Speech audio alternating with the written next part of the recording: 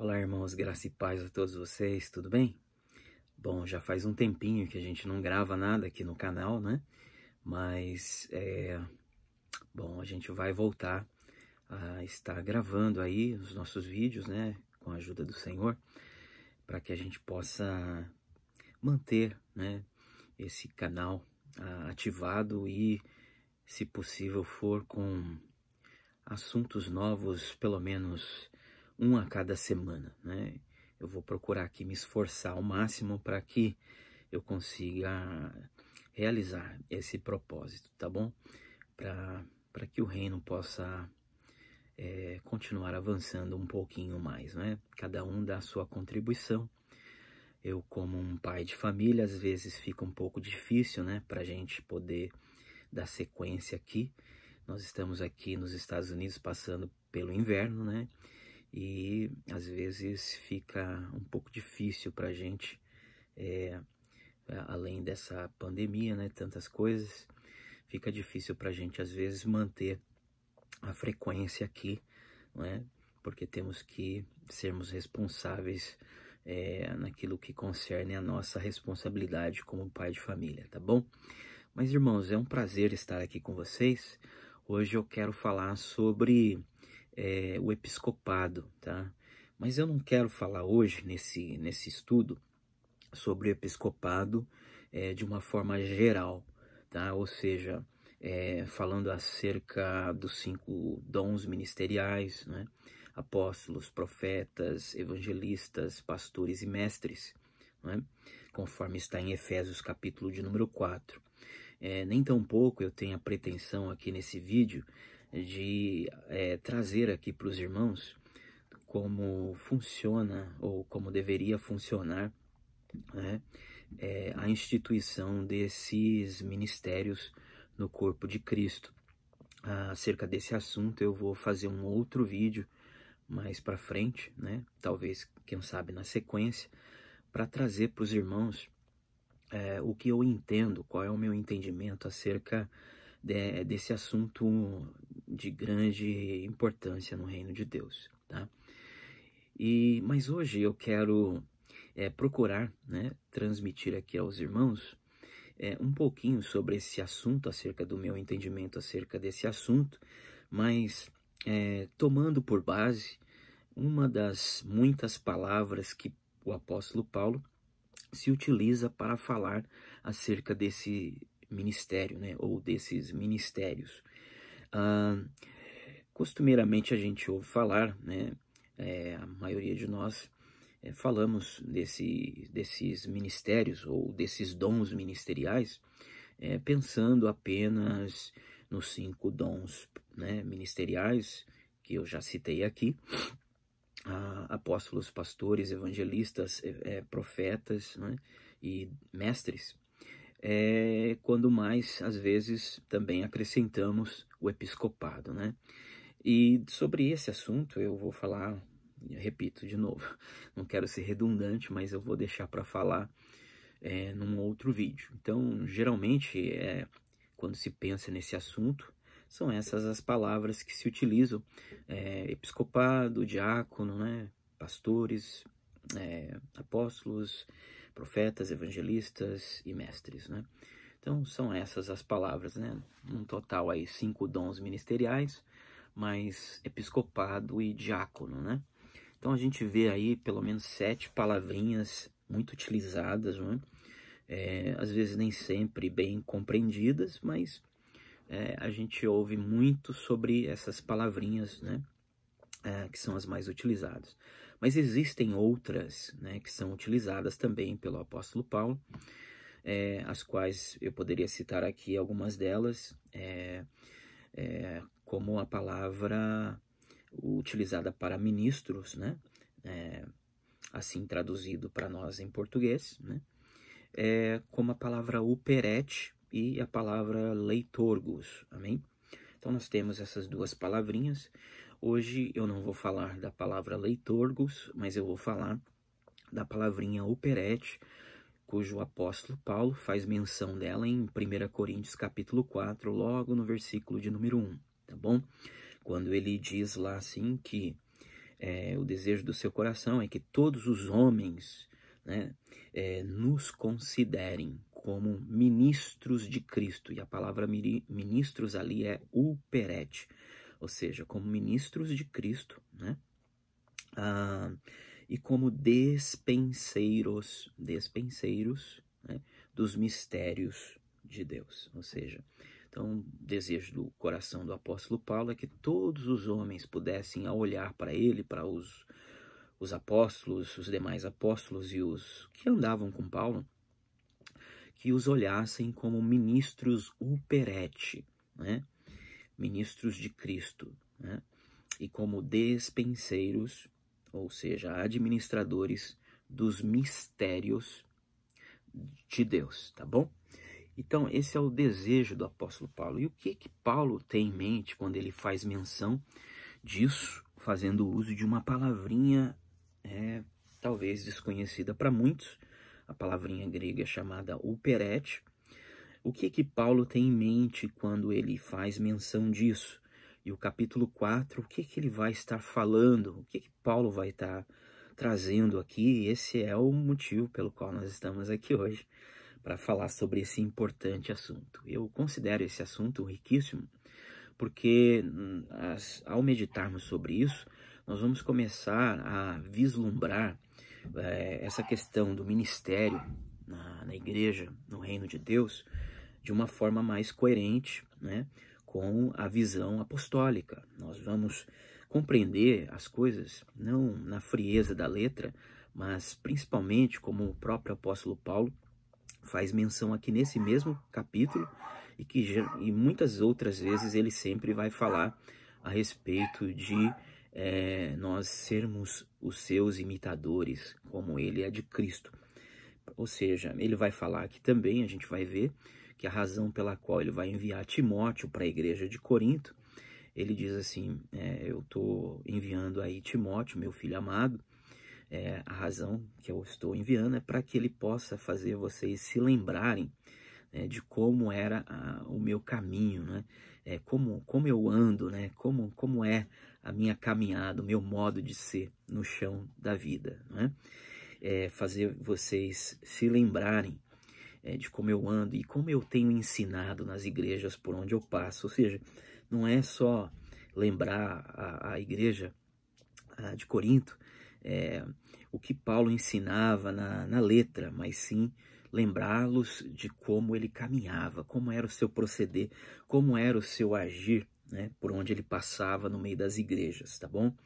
Então isso é muito importante a gente começar a entender, e aí a gente, olhando dessa maneira, a gente vai começar a compreender por que Paulo faz questão de começar esse capítulo, que na verdade a Bíblia não tem capítulos, mas esse novo assunto, né, que deveria ser separado por perícopes, né, ou seja, sobre assuntos, né, perícopes fala de assuntos distintos, né, e a gente descobre esses assuntos, essas perícopes, não por capítulos, às vezes elas tomam mais capítulos, né, e acabam na metade de algum capítulo, porque o assunto sobre aquele assunto que o escritor está falando, ele meio que se encerrou, né? Então, mas enfim, a Bíblia é assim, né? Dividida por capítulos, e nós devemos então compreender isso aí.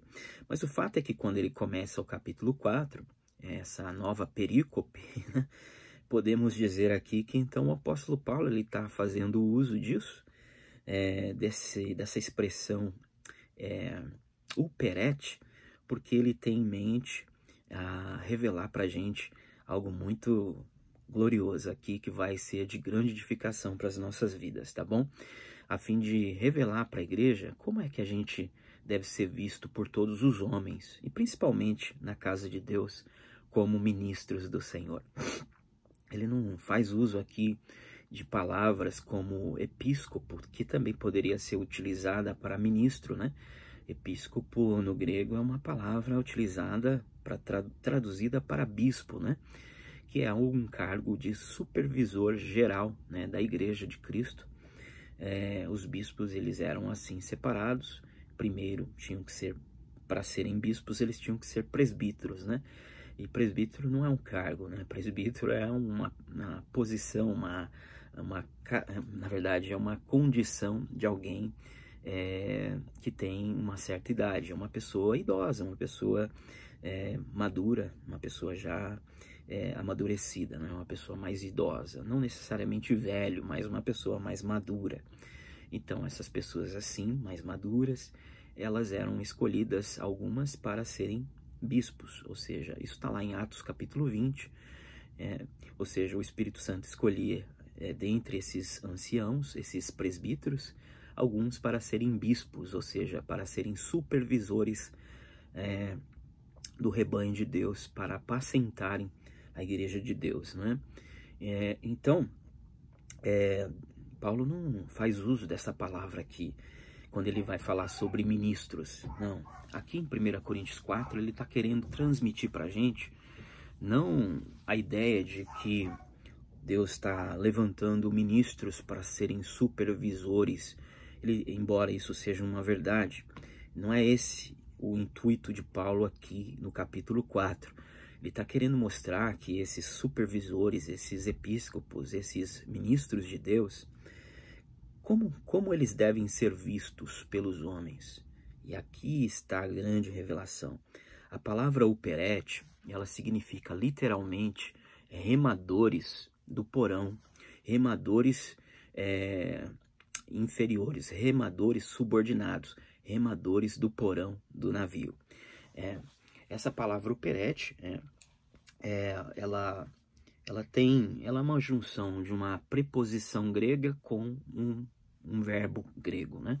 Eu não entendo de grego, mas eu pesquisei algumas coisas e eu vi que realmente existe muitos acadêmicos, teólogos que conhecem isso, até mesmo Strong Lexicon, né? Strong Lexicon, e eu vi aqui, anotei aqui James Strong, né?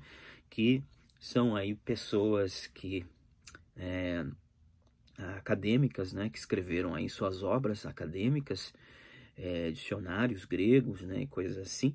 Eu não entendo muito dessa parte, apenas estou citando para os irmãos verem que, de fato, essas palavrinhas, né? Essa palavrinha operete, ela realmente quer dizer isso. Então, operete quer dizer remadores inferiores, remadores do porão, remadores, né? Subordinados, ou subremadores, ou remadores inferiores, remadores do porão dos navios.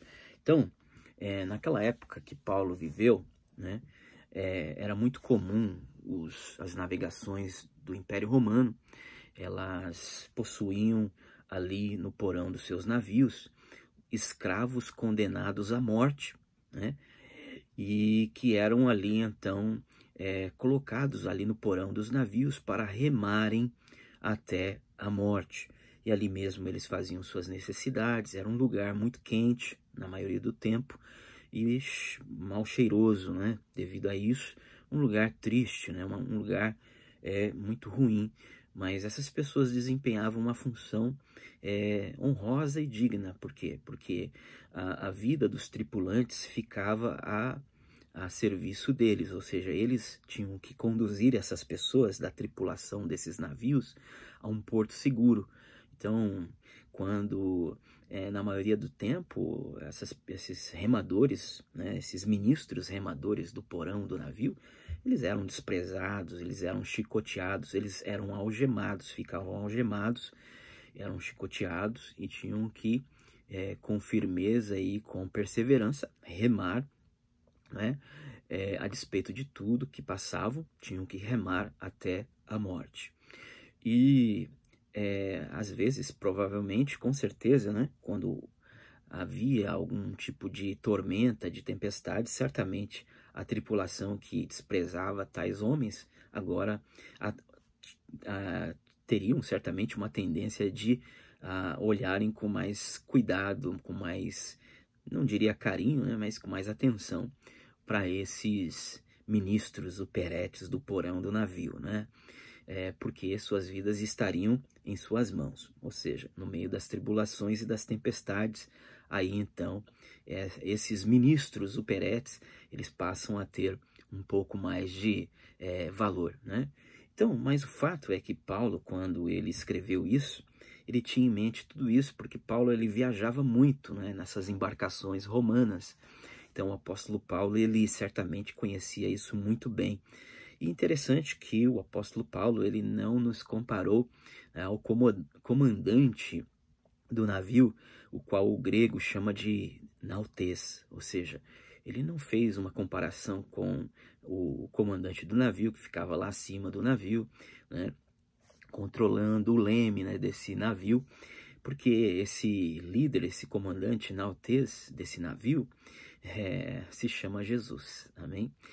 Ele contudo, tampouco, ele se compara aos que estão ali auxiliando o comandante nautês acima ali, né, na embarcação, porque certamente haviam outros, mas Paulo faz questão de se comparar aos servos mais execráveis, os mais inferiores, que ficavam lá nas partes inferiores do porão do navio. Então ele se põe nessa questão e ele diz que todos nós também devemos ser seus imitadores e que os homens pudessem nos olhar assim, como não como nautês, como comandantes que estão lá acima, remando, quer dizer, estão lá controlando o leme do navio, né? Não, mas que pudessem nos ver como operetes, remadores do porão do navio. Eu acho isso lindo, irmãos, porque isso é uma revelação que nos remete a vivermos nossas vidas como ministros do Senhor com muita humildade, com muito temor de Deus, né? Para entendermos que se o apóstolo Paulo, né, sendo quem ele era, ele assim pensava, assim procedia, então quem somos nós para acharmos que somos alguma coisa, não é? Somos nada, somos coisa alguma, né? Então, aí o apóstolo Paulo, ele vai tratar sobre essa questão, ele vai dizer, olha, então que os homens nos considerem assim, como operetes, remadores do porão do navio, ministros, né, de Cristo e dispenseiros, né, dos mistérios de Deus, ou seja, administradores, repartidores dos mistérios de Deus. Por quê? Porque o Senhor vai nos dar muitos mistérios, porque nos humilhando assim, sendo humildes, Deus sempre vai abrir os seus tesouros, porque Deus resiste aos soberbos, mas dá graça aos humildes. Ele diz certa feita, Jesus diz certa feita, né? Melhor dizendo, Jesus diz, né, que graças te dou, Pai, que ocultaste essas coisas, né, aos grandes e entendidos e as revelastes aos pequeninos, porque isso foi do teu agrado. Ou seja, se você quer realmente conhecer os mistérios do Senhor, você precisa ser um pequenino, você precisa ser humilde. E aí então Paulo vai dizer que, né, que nós também sejamos vistos pelos homens como também dispenseiros dos mistérios de Deus, ou seja, aqueles que têm coisas grandiosas, tesouros de Deus para compartilhar com os homens, né? Que eles possam ver isso em nós, ou seja, pessoas que estão ali para servir estes homens com mistérios de Deus, com tesouros, riquezas, maravilhas de Deus, que os homens assim, ao nos olharem, possam assim também nos enxergar, amém? E aí Paulo vai dizer assim, bom, todavia a mim, né, ele vai dizer, mas além disso, ele diz assim, mas além disso, além de dizer isso, que os homens nos possam enxergar desta maneira, além disso requer, né, que o ministro, que o dispenseiro de Cristo, ele seja achado fiel, ou seja, ele tem que ser fiel.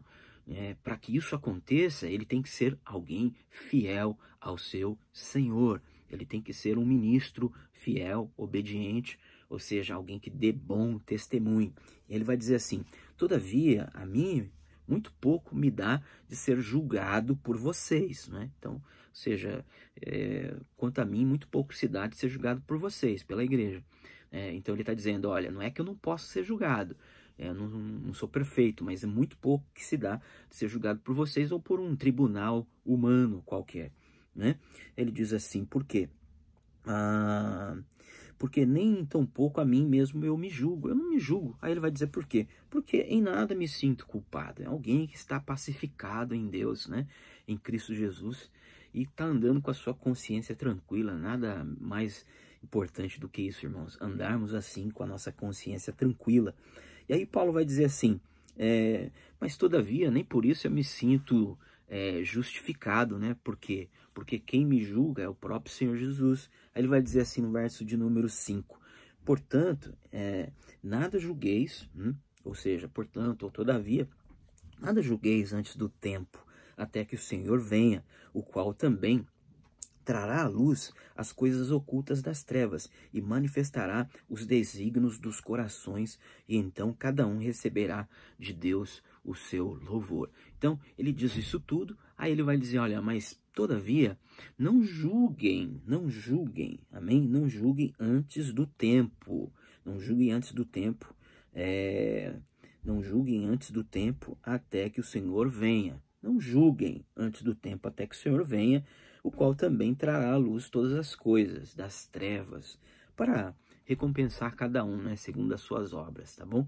Então, o que Paulo está falando aqui? Parece ser contraditório se você pegar textos da própria carta de 1 Coríntios, quando Paulo fala sobre que nós devemos julgar na casa de Deus, que não há alguém sábio aí para julgar essas pequenas causas. Vocês não sabem que vocês vão julgar os anjos, né?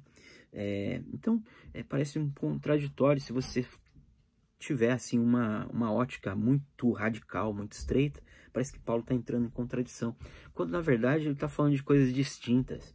Ele está falando aqui não de um julgamento corriqueiro de coisas que poderão, porventura, eventualmente aparecer na igreja. Algumas coisas precisam ser resolvidas. Isso me faz lembrar quando o Senhor lá, por meio de Jetro, sogro de Moisés, o Senhor então ele separou ali 70 anciões, né? E ele diz que ali nesse texto, né, se não me falha a memória, em Êxodo capítulo de número 18, ele vai dizer que, ou 17, 18, acho que é 18, ele vai dizer que as coisas pequenas eles deveriam resolver, né, os anciãos, né, que é bispo, né, ou seja, lá no Velho Testamento e no Novo, o episcopado deveria resolver as coisas pequenas, e as impossíveis, as grandes, as coisas mais graves, que deveriam ser trazidas ao Senhor. Então Moisés devia levar essas coisas mais graves para o Senhor, e o Senhor então resolveria essas coisas. Então, irmãos, é assim, na casa de Deus a gente resolve aquilo que a gente pode resolver. Agora as coisas mais grandes, mais graves, a gente leva para o Senhor, ou seja, a gente deixa para o Senhor. E é isso que Paulo está em mente aqui quando ele diz, não julguem antes do tempo, né? Não julgueis antes do tempo, até que o Senhor venha. Então Paulo está falando dele mesmo, olha, de se julgar ele, né, se ele é um ministro verdadeiro ou não, né, no caso, se ele está em falta com Deus ou não. Então ele está dizendo assim, olha, não vamos ficar julgando, né, essa questão de se é joio, se é trigo, se é falso profeta ou se não é, embora a gente deve identificar, embora a gente deve conhecer pelos frutos, mas ele está dizendo, ó, deixa isso aí até o tempo. E a palavra tempo aqui, ele fala a palavra kairos, que para quem não conhece, não sabe, no Novo Testamento, ela é a mesma palavra que era utilizada no Velho para moed. Ela é similar, né? No Velho Testamento, moed para falar das festas bíblicas. E no Novo Testamento, kairos para falar também das festas. Então, a palavra kairos não significa apenas tempo eterno, onde Deus está. Não. Fala das festas, das 7 festas de Deus. Páscoa, pães asmos, primícias, pentecostes, trombetas, expiação e tabernáculo. Então, você vê que aqui, inclusive, ele vai fazer um link com a festa da expiação, na vinda do Senhor Jesus. Portanto, nada julgueis antes do tempo, até que o Senhor venha. Então, tempo, que tempo é esse? O tempo em que o Senhor virá. Tempo determinado da festa da expiação, em que o sumo sacerdote saía do Santo dos Santos e levava o povo para a festa do tabernáculo. Festa da expiação, dia que Jesus vai sair do santuário celeste, vai descer para levar o seu povo para a festa do tabernáculo, reino milenar de Cristo. Então, portanto, nada julgueis antes do tempo, até que o Senhor venha, o qual também trará à luz todas as coisas ocultas das trevas e manifestará os desígnios dos corações, e então cada um receberá de Deus o seu louvor. E a palavra louvor aqui significa a sua aprovação ou não. Entenderam, irmãos? Então veja que o apóstolo Paulo está falando, olha, vamos tomar cuidado com essa questão de julgar, tá? Ele não está falando de causas pequenas, ele está falando de julgar aqui se você é uma pessoa de Deus ou se não é, se você eu estou fazendo essa análise baseado no que ele disse, né? Ou seja, eu não me julgo a mim mesmo, estou com a minha consciência tranquila, né? Em pouco se me dá de ser julgado por vocês ou por algum tribunal dos homens. Ou seja, eu estou diante de Deus, eu estou limpo, estou tranquilo, né? Eu não sou um falso profeta, em outras palavras. Eu estou fazendo isso diante da luz, diante do Senhor, mas vamos deixar isso aí para ser julgado diante do Senhor Jesus quando ele vier. É isso que Paulo está falando. Então vamos tomar muito cuidado. Aí Paulo vai dizer assim, verso 6, e eu, irmão, apliquei essas coisas, tudo isso que eu estou falando para vocês, eu pensei nisso, né, tomando por base em semelhança a mim e Apolo, ou seja, eu estou me espelhando em mim e Apolo, ou seja, estou falando sobre isso tudo, pensando em mim e em Apolo, por amor de vocês, para que em nós... vocês aprendam. Então, ou seja, eu estou pegando a minha vida, o apóstolo Paulo está falando, e Apolo, tomando a gente por modelo, né, do rebanho do Senhor, embora o modelo principal é Cristo, né, mas ele está falando, olha, estou tomando isso por base, para que vocês possam aprender de nós a não irem além daquilo que está escrito. Aí alguém vai dizer assim, tá vendo? Então ele está falando da questão só da letra, né? Ou seja, vamos ficar pensando aqui realmente no que Paulo está falando, no sentido de que a gente não pode interpretar alguma coisa que não está escrito na palavra.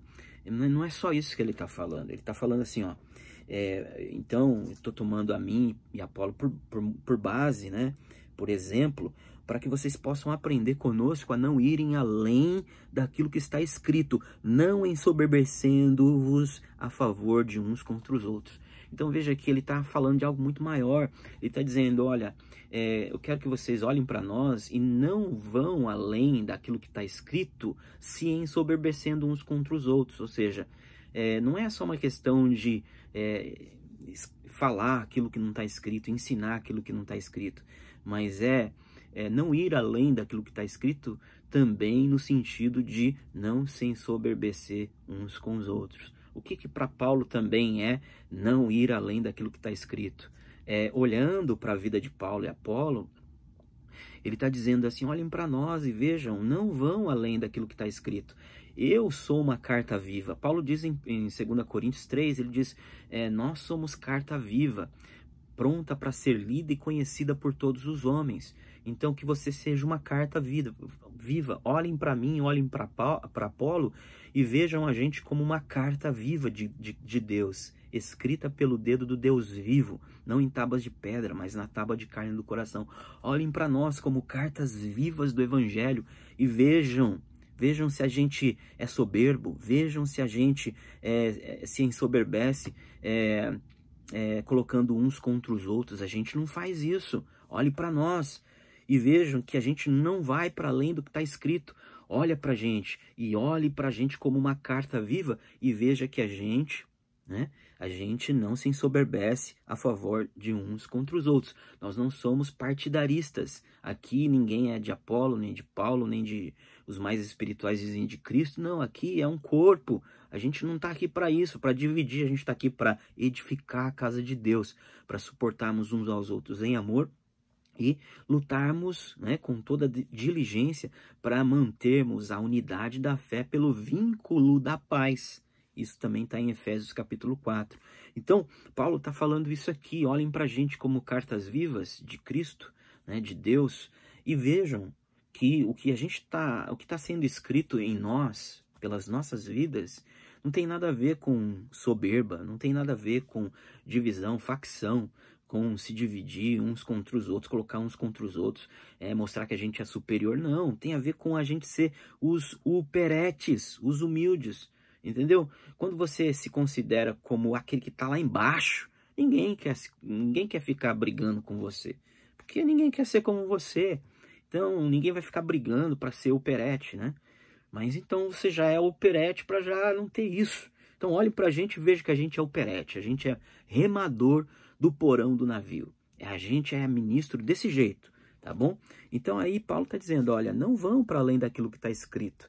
não é só no sentido do que está escrito aqui nas Escrituras, mas no sentido de que o que está escrito nas Escrituras não é só a letra, o ensino de Paulo, mas principalmente a vida prática que eles viviam, né? O modo prático de como eles caminhavam e andavam e procediam no chão da vida, na vida prática. Não é só olhar para o que eles falavam, mas sim para aquilo que, como o modo deles viverem. Compreende, irmãos? É isso. Então, porque Aí Paulo vai dizer, né? Então, vocês não vão para além daquilo que está escrito, se ensoberbecendo uns contra os outros. Porque quem é que te diferenciou entre outros no corpo? Quem é que fez você o bambambam, o melhor, o maioral? Quem é que diferenciou isso? Quem é que pôs você nessa posição, né? E que tens tu que os demais não receberam? Que tens tu? E se o recebeste, por que te glorias como se não houvesse recebido? Né? Porque quem recebeu não se gloria. Por que você está agindo assim? Soberbo, se gloriando em si. Já estáis fartos, né? Já estáis ricos. Sem nós vocês estão reinando, né? Vocês estão reinando já estão fartos, já estão ricos, e como se não precisa de coisa alguma, né? Igual a igreja de Laodiceia, né? Ah, eu sou rico, farto, não tenho necessidade de coisa alguma, né? Aí Jesus vai dizer, tu és pobre, cego, miserável e nu, né? Então, é mais ou menos isso que está acontecendo aqui com a igreja de Corinto. E Paulo está dizendo, já estáis fartos, já estáis ricos, sem necessidade de nós, né? Sem nós vocês estão reinando.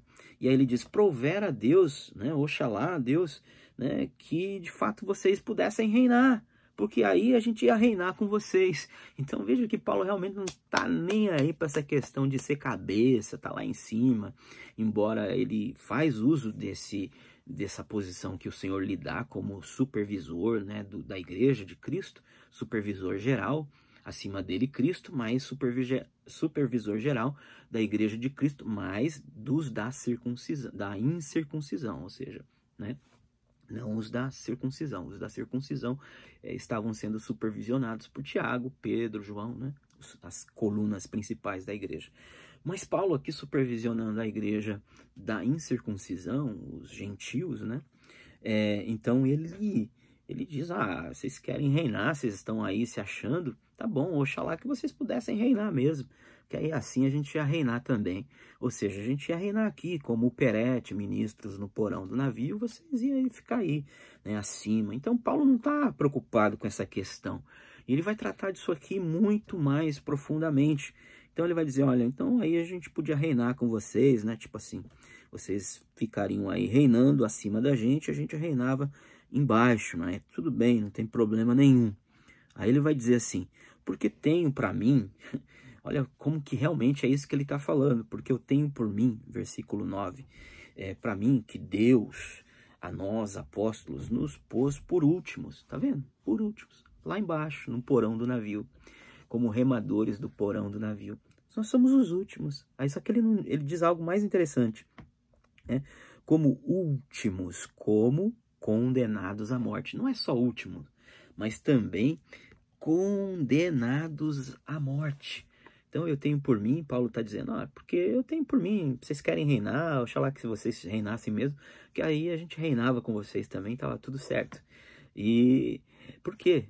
Porque eu tenho por mim que o Senhor, a nós apóstolos, escolheu para sermos os últimos, como condenados à morte, porque exatamente os operetes eram escravos do porão do navio, condenados à morte, a remarem até a morte. Aí, o apóstolo Paulo, né, ele vai continuar dizendo, então, então eu tenho por mim isso, que nós apóstolos fomos colocados por últimos como condenados à morte, pois somos feitos espetáculos ao mundo, aos anjos e aos homens, né? Espetáculo ao mundo, aos anjos e aos homens. Se eu pudesse parar aqui para falar só sobre esse versículo, teria revelações tremendas, mas eu não vou abrir esse leque, vou deixar isso para uma outra hora, que aqui tem uma revelação muito, muito linda sobre isso. Mas vamos prosseguir. Então Paulo vai dizendo assim, nós somos loucos por amor de Cristo, mas vocês são sábios em Cristo. Nós fracos e vocês fortes. vocês são ilustres, vocês querem reinar acima de todos. Quer sentar uma à direita de Jesus e outra à esquerda. Vocês são ilustres. Nós somos vis, somos desprezíveis. Até este presente hora sofremos fome, sede, e estamos nus, e recebemos bofetadas, e não temos pousada certa. Nós não temos pousada certa. Somos peregrinos aqui, forasteiros nesse lugar. Nós não somos desse mundo, como Jesus disse em João, né? Nós não somos desse mundo, como ele também não era, né?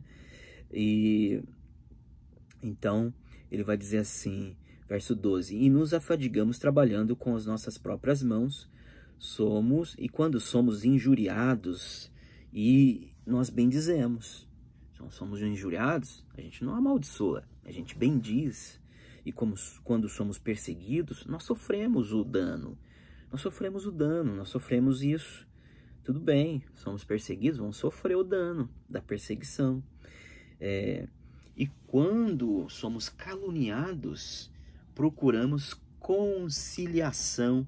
Até agora temos chegado a ser considerados lixo do mundo, escória de todos. Então, verso 13, quando somos caluniados, como é que a gente faz?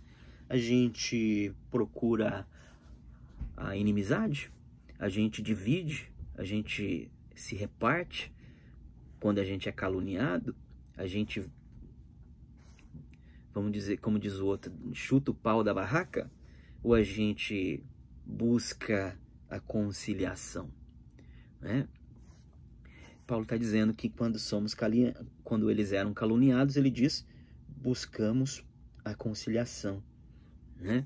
Embora até agora somos considerados como lixo do mundo, escória de todos. Olha que coisa tremenda, irmãos.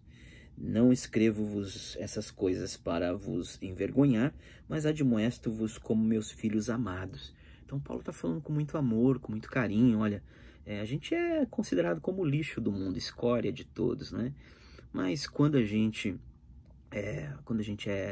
é injuriado, a gente abençoa. Quando a gente é perseguido, a gente sofre o dano.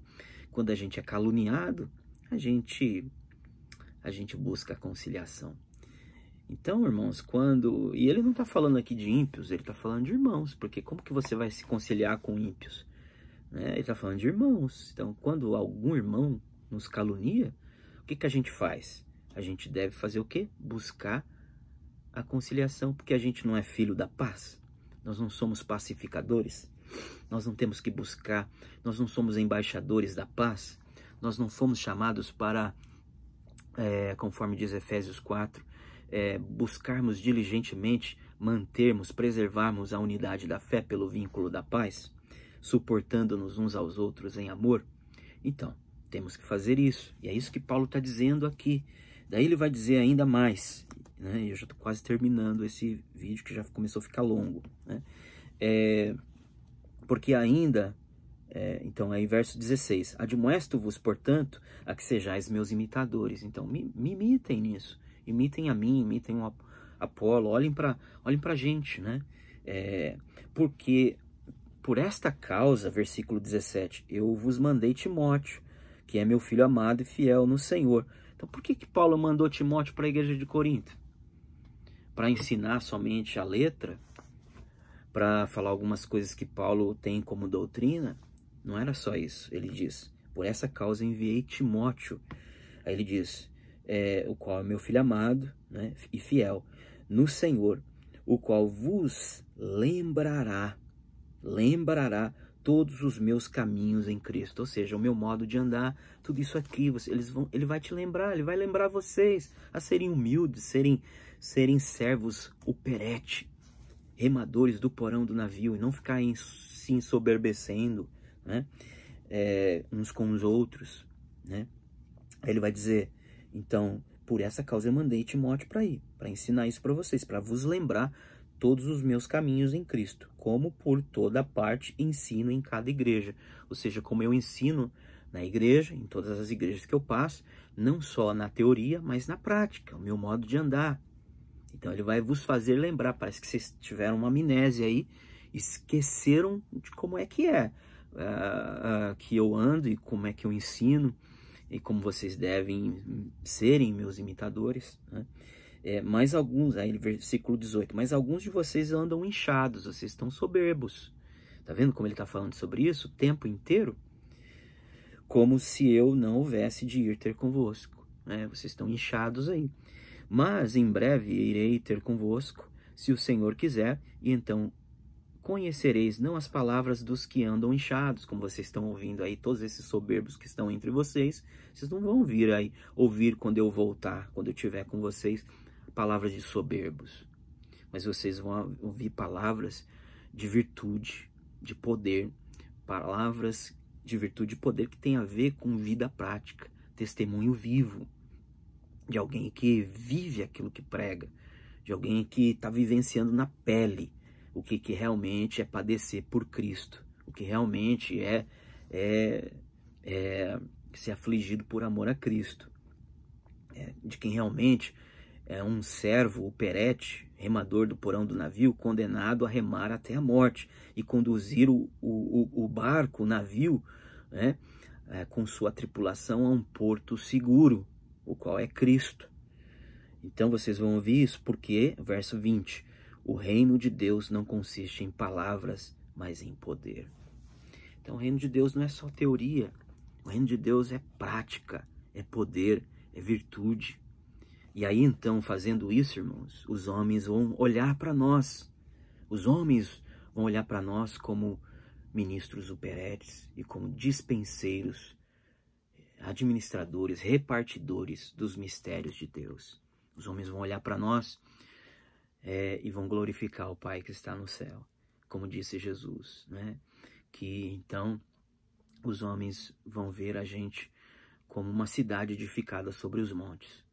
E vão glorificar o nosso Pai que está no céu, porque nós, de fato, estaremos assim, andando como ministros aprovados, fiéis, né? Como dispenseiros dos mistérios de Deus. Que Deus abençoe a sua vida, meu querido, e que essa palavra possa ter sido de grande edificação para a sua vida nesse sábado, né? Nesse Shabat, né? Que o Senhor te dê muita paz, muita graça, e que Ele abençoe a sua vida, sua família, e que nós possamos prosseguirmos na graça, crescendo na graça e no conhecimento do Senhor Jesus. Amém? Que Deus abençoe a sua vida ricamente. Um abraço a todos.